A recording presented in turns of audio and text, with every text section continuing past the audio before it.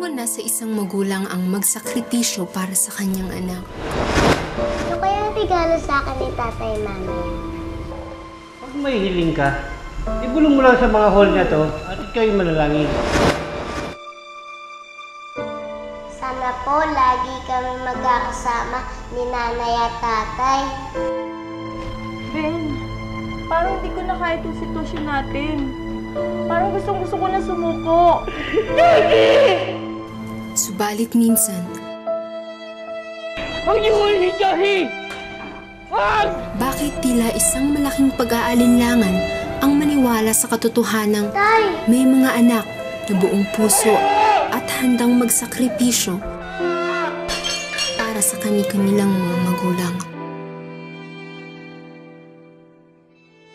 Sa pag-usbong ng isang matinding pagsubok, nababasag nga ba ang pagmamahal at natitirang pag-asa?